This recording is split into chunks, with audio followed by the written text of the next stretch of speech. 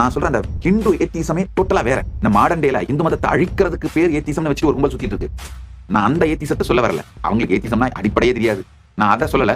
நீங்க எந்த விதமான தவம் சாதனை பண்ணினாலும் சரி, அதாவது கடவுள் இல்லைங்கிற பாதையில் இந்த அக்னாஸ்டிக்ல போனீங்கனாலும் சரி, இல்ல கடவுள் இருக்கிறார்ன்ற தீஸ்டிக்ல போனீங்கனாலும் சரி, ஆக்சுவலா இந்த அக்னாஸ்டிக் தீஸ்டிக் இது ரெண்டுத்துக்கும் அப்பாற்பட்டு அப்சல்யூட் ஏத்திஸ்டிக் ஒரு வியூ பாயிண்ட் இருக்கு. உபனிஷத் இதுல அக்னாஸ்டிக்கும் இல்ல, தீஸ்டிக்கும் இல்ல, ஜஸ்ட் உபனிஷத்.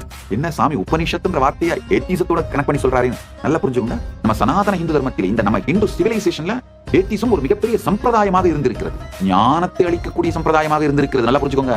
வெறும் நீங்க இந்த ஒரு ஸ்லோகம் கேள்விப்படுறீங்களா, ருணம் குத்வா கிருதம் பிபேத், அது கிடையாது. வெறும் இந்த கடன் வாங்கி நீயா குடிச்சாலும் தப்பில்லை, என்ன வேணா அனுபவி, அந்த மெட்டீரியலிஸ்டிக் கான்செப்ட் தான் ஏத்திசம் அப்படின்னு நினைக்காதீங்க. கிடையாது.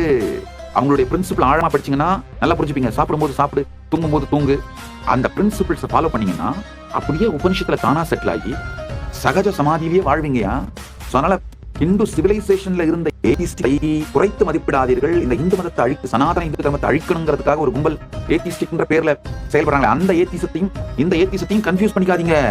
சோ அக்னாஸ்டிக், தீஸ்டிக், ஏத்திஸ்டிக் இந்த 3 சம்பிரதாயத்தின் வழியாக நீங்கள் சாதனை பண்ணாலும் மோட்ச மூலம் குருவோர் கிருபா. குரு தான் மோட்சத்தின் கடைசி கதவை திறந்து உங்களுக்கு மோட்சத்தை கொடுக்கணும். ஏன்னா லாஸ்ட் அந்த புஷிங் குருவால மட்டும் தான் முடியும்.